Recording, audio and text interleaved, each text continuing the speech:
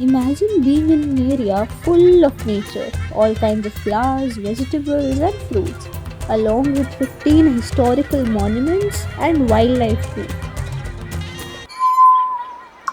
Sunder Nursery, also called the Azim Bagh, is just that. It was built by Mughals in 16th century.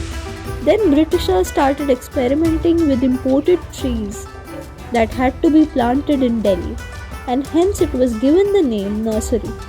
It even has 6 UNESCO World Heritage Sites. Make sure to visit them next time you go to Delhi. Thank you for watching. See you soon.